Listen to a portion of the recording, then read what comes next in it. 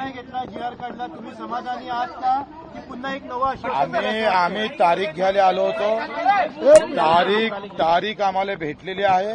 मुख्यमंत्री उपमुख्यमंत्री दोघांनी, एकनाथजी शिंदे असेल, अजितदादा असेल आणि मुख्यमंत्री स्वतः यांनी सांगितलं का आम्ही जे दिलेला शब्द आहे तो 30 जून 2026च्या आत कर्जमुक्ती झाल्याशिवाय राहणार नाही.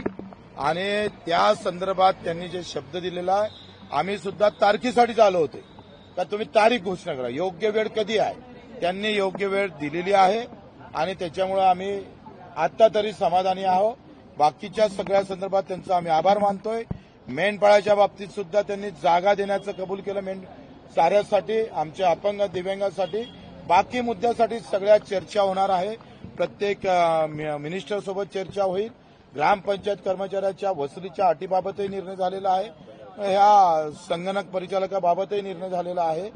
बाकी अधिक विषय मला वाटतं आमचे सगळे नेते मंडळी आंदोलन मागे घेणार का? आंदोलन मागे घेणार का? आता हे बाकी नेते मंडळीला विचार. नेते आंदोलन तुमच्या हाकेवर. हो बरोबर आहे, पण मी नेता असलं तर याच्याशिवाय झालं नसतं होते. तुम्ही म्हणाला होता की सदन शेतकरी आहेत त्यांना कर्जमाफी देऊ नये किंवा आता मला कर्जमाफीची गरज नाहीये. बच्चू कडू म्हणून मला 70,000 रुपये मानधन भेटतं. मी कसं कर्जमाफी घेऊ? काय गरज मला? लक्षात घ्या. आणि म्हणून मला असं वाटतंय का ज्याला 1-1 लाख रुपयापर्यंत पेन्शन असेल, जे व्यापारी मोठे व्यापारी असेल, अशा लोकांना कर्जमाफीची गरज तर नाहीच आहे.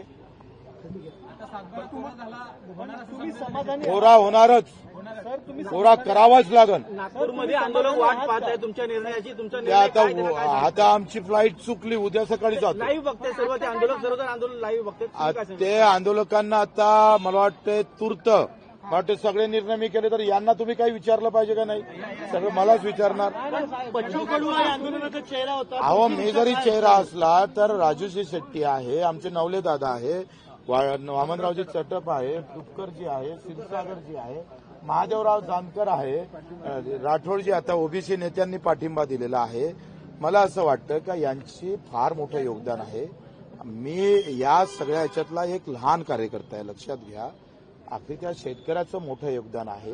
हे क्रेडिट आम्ही सरकारला पण देऊ इच्छित आहोत. आणि माझं वाटते हा क्रेडिटचा विषय नाही, वेदनेचा विषय आहे.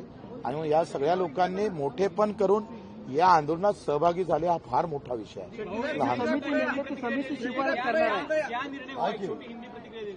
30 जून 2026 के अंदर 7-12 कोरा होगा, ये आश्वासन हमको सीएम साहब ने, डिप्टी सीएम ने दिया है. वो कंडे नहीं मिलेगा, कितने क्षेत्र को मिलेगा? देखो अभी हम काय को आए थे, तारीख के लिए आए थे. तारीख के लिए हम आए हैं, तारीख हमको मिली है. अभी तक तारीख सरकार नहीं बताती थी. क्या बोलती थी सरकार? अभी टाइम आने का है. अब टाइम लाया ना हमने, टाइम लाया है. और 30 जून 2026 के अंदर हमारा किसान 7 कर्जा मुक्त होगा. तो डिटेल्स अभी तक बाहर नहीं आई है. डिटेल्स अभी कैसे सामने आएगा? अभी उसके लिए थोड़ा बैठना पड़ेगा ना. आंदोलन क्या जारी रहेगा? अब आंदोलन काय के लिए करे? तारीख अगर मिले तो अब आपके लिए आंदोलन करेंगे, ये कैमरे मैन के लिए आंदोलन करेंगे. आंदोलन करणार आहात का? आता मला वाटतं ते त्यांना त्यांच्या तोंडून द्यायचं होतं, तुम्ही मलाच विचारताय. सगळे मिळून आम्ही चर्चा केली. आता आंदोलनाची तूर्त तरी गरज नाही, आम्ही सगळे मिळून ठरवलं आहे. केलं होतं आणि त्यांनी तुम्हाला एक सल्ला दिला होता की हे सरकार गोल गोल फिरवत राहणार आणि त्याकरता तुम्ही गोल गोल फिरवला तर आम्ही एवढे खुळे नाही आहे. रोहित दादांचा आम्ही सन्मान करतो, त्यांना आम्हाला बरंच सहकार्य केलेलं आहे. काँग्रेस पार्टी असेल त्यांनी पण पाठिंबा दिला, राष्ट्रवादीनं पाठिंबा दिला आणि त्यांचंही आम्ही खरं सगळ्या लहान मोठ्या भूमिपुत्र संघटना, बळीराजा संघटना, सगळ्या लहान मोठ्या संघटनेनं प्रचंड, याच्यापेक्षा सगळ्या शेतकऱ्यांनी, काल मनोजदादा जरांगे आले होते, आज राठोडजी आले, ओबीसीचे नेते, शेतकरी सगळ्या जाती धर्मात आहे आणि ते एकत्र होऊन लढताय, याचा आनंद आहे. सगळ्यात मोठी प्लस गोष्ट आहे का आम्ही सगळे एकत्र आहोत, ही सगळ्यात जमेची बाजू आहे.